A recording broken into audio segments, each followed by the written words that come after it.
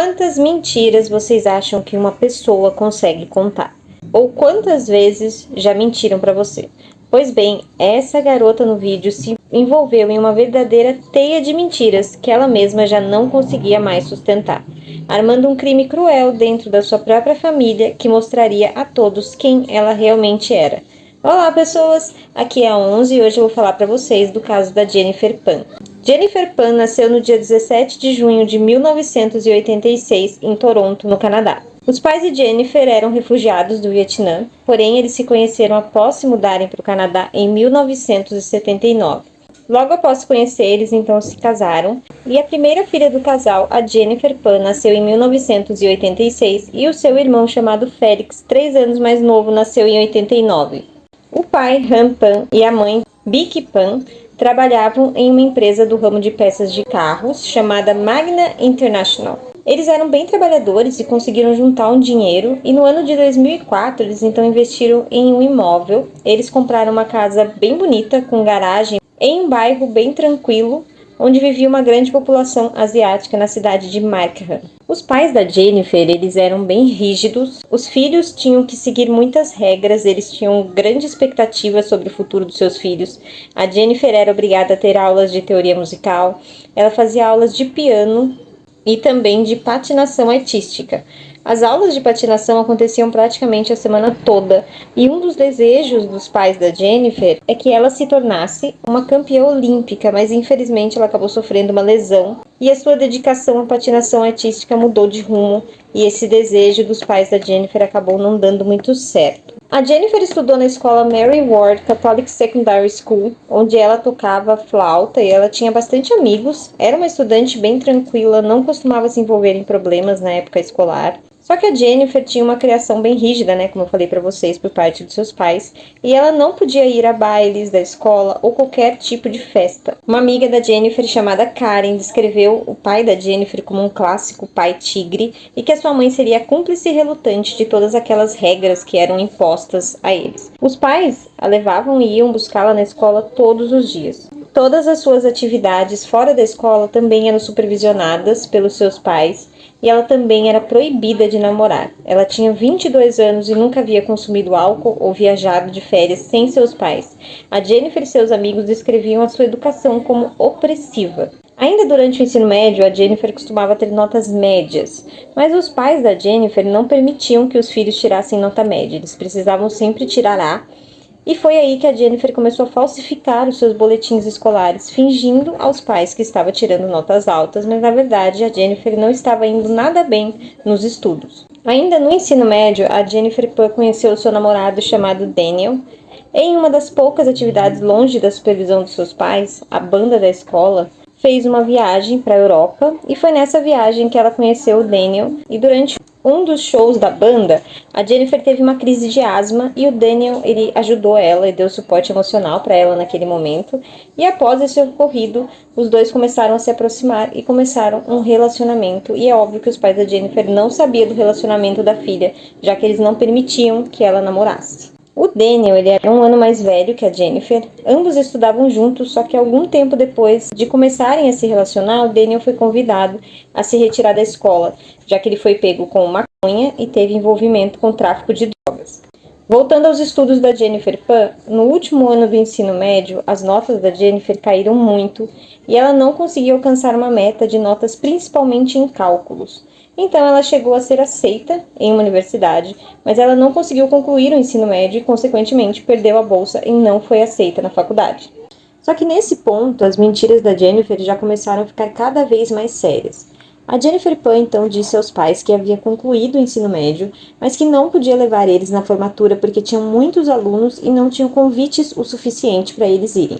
Ela também disse aos pais que ela havia sido aceita em uma universidade onde supostamente ela cursaria 2 anos de ciência e depois mudaria seu curso para farmacologia e iria para a Universidade de Toronto. Os pais da Jennifer acreditaram na filha inicialmente e o pai, o Han Pan, chegou a presentear a Jennifer com um notebook para seus estudos. Pouco tempo depois, a Jennifer disse aos pais que havia encontrado um emprego em um laboratório sanguíneo, mas que eles tinham uma carga horária bem puxada e que 3 vezes na semana ela teria que trabalhar no período noturno. e que ela ficaria na casa de uma amiga para ser mais fácil de se locomover até esse local. Mas na verdade a Jennifer não tinha esse emprego, ela passaria esses dias na casa dos pais do Daniel com ele. Mas esse suposto emprego começou a erguer algumas desconfianças nos pais da Jennifer, que resolveram então segui-la até o local. E foi aí que a verdade veio à tona, quando a Bic ligou para essa amiga, que a Jennifer disse que trabalhava naquele local com ela e que ela morava com a amiga essas 3 vezes na semana. E essa amiga da Jennifer então contou aos pais dela que ela não morava com a amiga e que ela não trabalhava naquele local. Após as mentiras da Jennifer vir à tona, os pais dela também descobriram do seu namoro com Daniel, e eles confiscaram seu celular, um notebook, e ela não podia sair de casa sozinha. Também a proibiram de ficar com Daniel, e o pai chegou a dizer que se ela quisesse namorar, ela teria que sair da casa dele. A Jennifer, então, ela só podia sair para ter aulas de piano, mas quando ela saía, a Jennifer ainda dava um jeito durante essas aulas de piano para ver o namorado escondido. Porém, toda aquela situação começou a deixar o Daniel cansado e ele resolveu terminar o namoro dele com a Jennifer. Obviamente, ela não queria, mas mesmo assim o Daniel terminou e pouco tempo depois a Jennifer descobriu que ele estava se relacionando com uma outra garota chamada Christine. Novamente, a Jennifer começou a mentir, tentando denegrir a imagem da Christine para o Daniel, mas isso não saiu como ela esperava.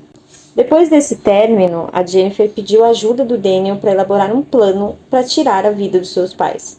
O Daniel, então, ele deu um celular para Jennifer com um novo chip, um aparelho que seus pais não sabiam que ela usava, e passou o telefone de um assassino de aluguel que ele conhecia chamado Linford Crawford. Ele então disse a Jennifer que cobrava $20 mil pelo serviço. Mas como ele conhecia o Daniel, ele cobraria apenas $10 mil para assassinar os seus pais. A Jennifer receberia cerca de $500 mil da herança e o combinado seria então ela ficar com o dinheiro e com o Daniel. Desde que esse plano foi fechado, a Jennifer conversava com o Daniel, com o Linford e com uma terceira pessoa chamada David todos os dias. Eles começaram então a planejar os detalhes de tudo, observavam o bairro, a casa de Jennifer e depois de tudo arquitetado eles dariam início ao plano. 8 de novembro de 2010. Na noite do dia 8 de novembro, a Jennifer estava tranquilamente na sua casa. O seu pai, Rampan, costumava dormir cedo, então por volta das 8 horas da noite ele já estava deitado. E a mãe da Jennifer, a Bic, havia ido fazer uma aula de dança naquela noite. O Félix, o irmão da Jennifer, não morava mais com os pais porque ele já estava numa faculdade e ele cursava arquitetura. Assim que a mãe da Jennifer retornou da aula de dança, ela foi até a sala, preparou um escalda-pés e sentou ali para ver TV. E a Jennifer, nesse momento, desceu até o primeiro andar, falou com a sua mãe e, sem que a mãe percebesse, ela abriu a porta da casa às 9h42. Ela então foi até o escritório da sua casa. Ela havia combinado com eles que ela acenderia a luz do escritório, avisando que havia deixado a porta aberta. Às 10 horas da noite, eles entraram na casa pela porta da frente e haviam 3 pessoas durante essa invasão: o Linford Crawford, o David e o Eric Cart. A Bic estava na sala de estar no momento em que eles invadiram a casa. Eles apontaram uma arma para ela e um deles subiu até o andar superior onde o Rampan estava dormindo e abordaram ele, o arrastando até o primeiro andar, onde estava a sua esposa. Enquanto isso acontecia, a Jennifer dava o dinheiro para um deles e eles a amarraram no andar superior da casa. A Bic pedia para que eles não machucassem a sua filha. Eles então dispararam 2 tiros contra o Rampan. Ele foi atingido no rosto e no ombro. Já a Bic sofreu 3 disparos na cabeça, morrendo no local. Após terem tirado a vida do casal, eles fugiram. E a Jennifer, que eles haviam deixado amarrada no andar superior, pegou o celular do bolso e então fez a sua ligação para emergência. Na ligação, a Jennifer disse que 3 homens haviam invadido a sua casa em um assalto e que eles haviam disparado contra seus pais no andar inferior. Durante a ligação, aos prantos, os policiais inicialmente não podiam nem imaginar quem realmente era Jennifer Pan. A emergência então chegou até o local e encontraram a Bic e o Rampan no primeiro andar. A Jennifer continuou amarrada na escada. A Bic, a mãe da Jennifer, foi morta no local e o Rampan foi levado ao hospital em estado grave, mas ainda com vida. A Jennifer deu seu primeiro depoimento. Tem imagens dos momentos em que ela está depondo policiais como tudo havia ocorrido. Ela parecia muito abalada, sempre chorando ao contar aos policiais que logo de início já começaram a perceber alguns pontos desconexos na história da Jennifer. Primeiro, porque não havia sinal de arrombamento na casa da Jennifer, os invasores haviam conseguido acesso livre pela porta da frente da casa. A Jennifer também disse a eles que se tratava de um assalto e que eles diziam que era para eles entregarem todo o dinheiro, e os pais da Jennifer não tinham uma quantia grande de dinheiro em casa. O outro ponto foi que se tratava de um assalto, mas haviam itens de valores na casa que não haviam sido roubados. Se realmente se tratava de um assalto, provavelmente esses itens iriam chamar a atenção. O bairro onde a Jennifer vivia era um lugar muito tranquilo, que não tinha um nível alto de criminalidade, onde assaltos costumavam acontecer com frequência. A família não tinha inimigos, eram pessoas extremamente tranquilas que viviam ali sem se envolver em nada que o tornasse inimigos de alguém. Além do fato que os policiais também questionavam do porquê que os invasores deixariam apenas uma pessoa viva durante um assalto. Conforme os policiais começaram a levantar todas as questões ali, eles começaram a encaixar cada peça desse crime. Eles primeiramente descobrem sobre a origem do Daniel Wong e sobre o namoro escondido da Jennifer Pan. Ele foi até a delegacia, dando seu depoimento, ele disse aos policiais que estavam em um novo relacionamento e que apenas tinha uma amizade com a Jennifer Pan. Quando a Jennifer foi questionada sobre isso, ela disse basicamente a mesma coisa que o Daniel falou. E quando os investigadores a questionaram sobre algo estranho ou suspeito que poderia estar acontecendo com ela, a Jennifer disse que estava recebendo algumas ligações anônimas e o Daniel também conta essa mesma história, que estava recebendo essas misteriosas ligações anônimas como a Jennifer. Achando tudo aquilo muito estranho, os policiais continuavam investigando a Jennifer, que em certo momento começa a soltar algumas mentiras que ela tentava sustentar. A Jennifer confessa aos policiais que ela não havia concluído o ensino médio e que não havia se formado na faculdade e que toda a sua trajetória acadêmica não passava de uma mentira, que todos os seus boletins e diplomas eram falsos e que ela mesma fazia tudo isso. Ali eu acredito, que os investigadores já começaram a perceber que algo estava errado, na história da Jennifer Pan. O Han Pan, que havia sofrido 2 disparos, havia acordado do coma. Desconfiados da Jennifer, não permitiram que ela fosse ver o pai. E um dos policiais conversou com o Han Pan e as desconfianças sobre a Jennifer se confirmaram. Questionado sobre o que tinha acontecido, o pai da Jennifer disse: "Pergunte a Jennifer o que ocorreu." Ele também disse que viu a filha conversando com os invasores tranquilamente. A filha do casal agora se torna uma suspeita e os investigadores começaram a questionar Jennifer de várias coisas, mas ela continuava mentindo sobre tudo.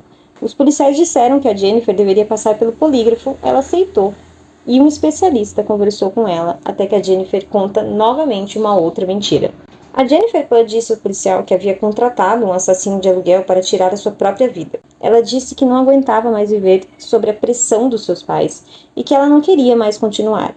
Por isso, havia contratado um assassino para entrar em sua casa e tirar a sua vida, mas que o plano havia dado errado e que, acidentalmente, eles haviam tirado a vida da sua mãe e ferido seu pai. Em uma questão de tempo, os policiais que estavam no caso descobriram que a Jennifer Pan era uma mentirosa compulsiva, que vivia uma vida falsa, dizendo ser uma coisa que não era. A Jennifer Pan havia friamente planejado, ao lado do seu namorado, um plano para tirar a vida dos seus pais e viver o seu romance com Daniel Wong e com a herança de $500 mil que ficaria para ela. A Jennifer Pan, o seu namorado e os envolvidos no caso foram presos imediatamente. Na época, com 24 anos, a Jennifer e seus comparsas foram a julgamento, sendo condenados à prisão perpétua sem liberdade condicional por 25 anos, por assassinato de 1º grau e tentativa de homicídio. O caso tomou grande notoriedade no Canadá na época do ocorrido e a Netflix lançou um documentário sobre o caso da Jennifer chamado O que Jennifer Fez, dando ainda mais detalhes sobre esse caso tão chocante diante das mentiras da Jennifer, que era uma filha prodígia, que colecionava prêmios por diversas atividades e que se tornou uma mentirosa compulsiva que planejaria tudo isso de forma fria e cruel. A Jennifer Pan hoje tem 38 anos, cumpre sua pena e ainda continua alegando inocência. E esse foi o nosso caso de hoje, eu espero que vocês tenham gostado. Não esquece de deixar o seu like e de se inscrever no canal, porque tem vídeo toda semana aqui agora. E também de me seguir nas redes sociais, que eu tô sempre postando alguma coisa diferente. Um beijo e até o próximo vídeo.